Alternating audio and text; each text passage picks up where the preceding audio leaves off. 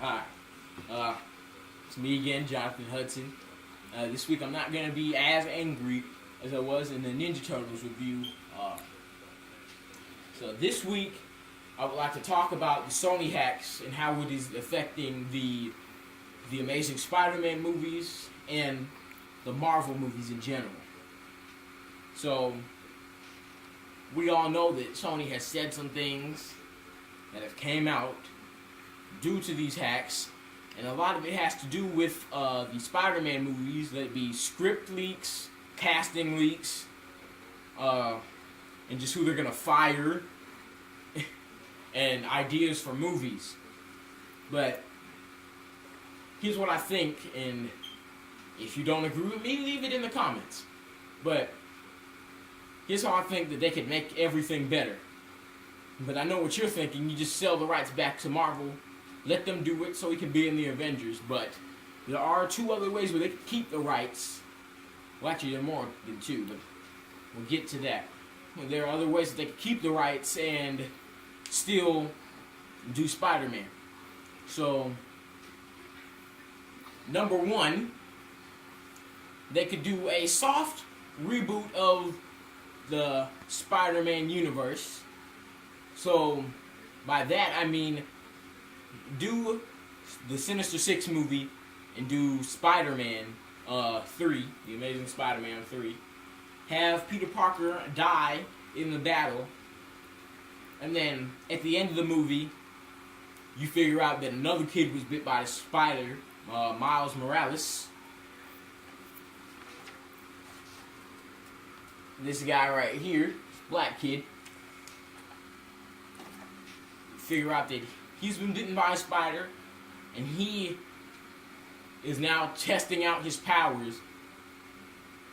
And in Peter Parker's honor, he decides to become the next Spider-Man. And now that you've done that, now you have a new character. You can tell new stories, a whole new Spider-Man. He has different problems, whole new family. You get a new feel for the character. And second, you could do the Clone Saga. And the Clone Saga is, in the comics, a character called the Jackal, but I'm guessing in the movies it would probably be Oscorp that clones Peter Parker. And they make multiple Spider-Men, and they make Spider-Women too. And due to that, Peter Parker has an identity crisis just to figure out whether or not he's the real Peter Parker. And what comes from the Clone Saga, you get Ben Reilly, you get the Scarlet Spider, and you get Spider-Woman. So that's 3 new characters that you could use and that you could tell stories with. And they're interesting characters. If you don't know about them, you should go look them up. So, third option, you could do Spider-Verse or just completely do a jump in time.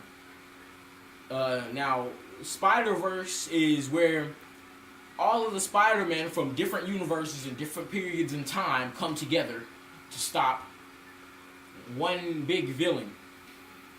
So basically what you could do is you could get Tobey Maguire from the original Spider-Man movies, have him come back, and get a whole bunch of different people to play different Spider-Men and women and do Spider-Verse. Or like I said, you could jump time where, and this character is in Spider-Verse as well, but you could just jump time and do Spider-Man 2099, aka Miguel O'Hara. He's a Hispanic guy. And last but not least, you could just give the rights to Marvel. But when you give the rights to Marvel, what do you do with them? Do you give him movies? Or do you give him a Netflix TV show? Or do you just put him in random movies and have him not have his own series? Now, what I feel like they should do, personally, is that they should give him a show on Netflix so they could do more stories, and Peter Parker can basically be in high school longer, because never see Peter Parker in his high school years. And if we do in the movies, it's not as long as personally I would like to see. So basically, maybe the first season, he's not in his official Spider-Man suit yet that we all know about. He's still in his first suit. And maybe he doesn't have his web shooters yet because he hasn't thought of how to develop them yet. So that could be the first season of the show. And he's still learning how to use his powers. He's taking out street criminals instead of the big guys. Second season, maybe he gets his new suit, gets his web shooters, but he's still a street level character. And you could have him meet up with Daredevil, Luke Cage, Jessica Jones, and Iron Fist. And if you don't know who those characters are, they are the Defenders. They will be getting their own shows on Netflix next year. Well, I guess in a couple of weeks. So, that's one way you could do it if he's in the Marvel Cinematic Universe. Second, you could just have him feature in different movies, like maybe put him in a Captain America movie or put him in an Iron Man movie, like they do with Black Widow, sometimes Hulk, you know. And that could be good for him too, but then that's another way you don't have to explain the character's backstory, because I'm pretty sure the whole world knows who Peter Parker is and how he became Spider-Man. And the next thing that they could do is give him his own movies, but do them right this time. Do the character justice. I mean, I do like the Amazing Spider-Man movies, but there are things that do need to be done better. And I like the original Spider-Man movies, but there's still some things that needed to be done better. So maybe that would be the time to do them better. And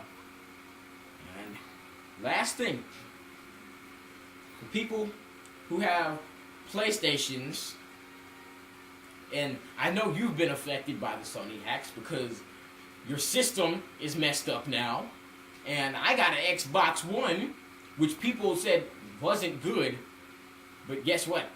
I can play my games that I got for Christmas and you can't. So, bye.